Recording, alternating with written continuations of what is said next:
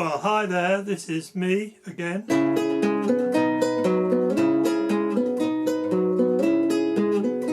Now, I started playing this little riff the other day.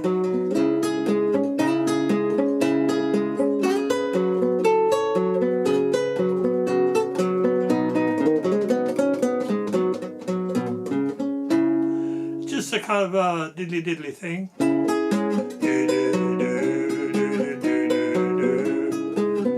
No particular reason. And then this name popped into my head. Deadeye Joe, da da da da da, da da da da da da da, da da da da da da. Anyway, it's just I wasn't at that point. I wasn't thinking of writing a song or anything. It was just a thing that came into my head. Kind of a Stranglers type of thing, a bit dark I suppose, but in a funny way. And anyway, I thought what I'd do here, I ended up writing the whole song. It took me a few days, and I thought I'd just explain the process I go through.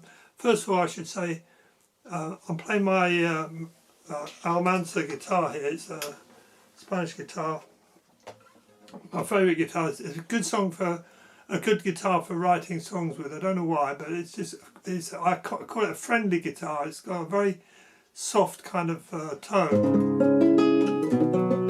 but it's very easy to play. It's a lovely guitar. I don't use it all that much in public, but maybe I should. Anyway, so I was watching Steve Knightley from Show of Hands the other day on his YouTube channel, because he's supposed to be out gigging at the moment, but he can't do it. So he's going on YouTube and he's giving these little sort of workshops come concerts on his thing, and he's talking about all sorts of stuff, how he got into music and who he's played with. It's a brilliant thing. Actually, I really recommend going to see these videos. But anyway, one of the things he talks about is how he writes songs, and he says people have asked him lots of times where he gets his inspiration. And I mean, the old folk singers, you know, even Show of Hands do a lot of country songs. Country Life, of course, is their famous one. But you know, it did come from genuine experience. And a lot of folk singers think that this is what a folk song is really all about old yokels drinking loads of beer and shagging loads of milkmaids and all that kind of thing. But actually, it can be about anything. A folk song, to me, is well, it's a stupid term. We're just talking about acoustic music, really. In fact, it doesn't even have to be acoustic. I don't even know what we're talking about. Anyway, yeah. So he says he gets his ideas from anywhere, and this is where I got this one from. So I started off. The name Deadeye Joe came into my head, and I thought, first of all, I thought he must be an American gambler or cowboy or train robber, something like that. And of course there are loads of songs that are about this topic. And you know, when I first started playing music back in the 60s and listening to music, you know, Tom Dooley, Hang Down Your Head, Tom Dooley was a hit in the hit parade at one time. Billy the Kid was the Outlaw, there's another one. John Hardy, he was another one. I think Woody Guthrie sang him. Pretty Boy Floyd, the Outlaw, of course. I mean, I won't list them all, there's hundreds of them. And when I started this idea for this particular song, I thought that was where this one was going. But I don't know, I got completely stuck. I thought, I don't know anything about cowboys and gunfights at the OK Corral and all that stuff, and it's all a bit old hat anyway. But then I had a bit of inspiration. Deadeye Joe was a king of the road, and how he made his mama cry. So I got this idea. He's a kind of speed freak type of teenager, maybe, out on the road, driving around, causing trouble. And now I could see this, because at one point, not very long ago actually, I was doing some tuition with a load of kids who'd been kicked out of school, and car thieving was one of their favourite pastimes. So I sort of felt I was on safe territory here. I knew something about what I was talking about here. So I made up this song. It's completely made up. There's nothing sort of, it's not a social commentary or anything deep. When I got to the end of it, I won't tell you how it ends. I thought, well, I could have him getting killed, you know, speeding down the motorway and, you know, having a terrible accident. But I thought it was a bit obvious, really, so I've got a different ending. But anyway, I'll just tell you how it works. So I'm thinking of all these things and I'm writing it down just like this is my notebook here. And so that's my first kind of draft, if you like, lots of cross things out, lots of edits. And then I get to a point where I think, yeah, this is possibly a good song, or at least passable. Let's put it up on the laptop. So I type it out, and this is where it gets serious, because you're thinking it's probably official, it's probably sort of you know, we're starting to get professional, you know, proper typing, and then I print a copy out. So here we have a printed copy of the words, but I'm still editing. You don't know if you can see that, edits there. And I go on like that, maybe make 2 or 3 copies like this and keep on editing. I mean, this process could go on for months, or it could go on for minutes, it's literally. So I've got to this point, and then I might, you know, next time I go to a folk club or see some friends, I'll sing it out and see what the reaction is. At this point I might again change it in various ways according to the reaction, you know. I had one particular song that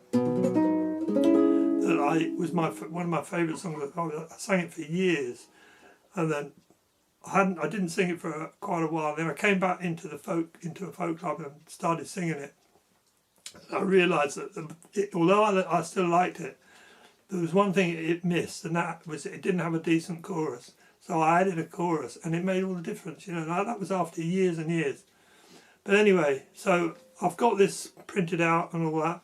The last thing I do, and this is very recent, I just bought this, is my tablet here. The good thing about a tablet is that you can have hundreds of songs up there, and they're also quite easy to read.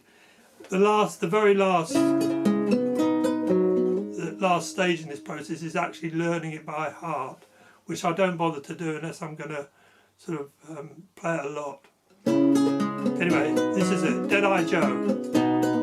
Deadeye Joe was a king of the road. How he made his mother cry.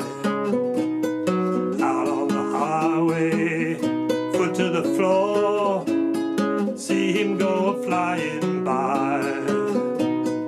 Take him out of the driving seat, put him in a crowded saloon. He'd drink himself quite stupid to a sentimental tune. Oh yeah. Deadeye Joe was a king of the road, the original silent type. Worst thing anyone ever said to him was, "Boy, get on your bike." All the ladies all fancied him, more fool them I say. He'd love them and leave them and surely deceive them and then be on his way. Deadeye Joe was the king of the road. Nowhere was too tight a spot. Nerves of steel, he'd make the tires squeal. Boy, oh boy, was he hot. Though he never went to school and couldn't read the highway signs, no cops would ever catch him out to enforce the speeding sign. Fines. Sorry about that.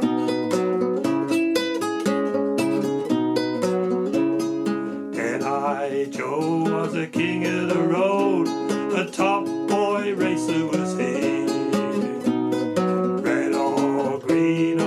breaking scene, but he couldn't beat the CCTV. Though he ignored all the summons to appear before the magistrate. On a country road he ran over a toad and smashed into a 5-bar gate. Oh no!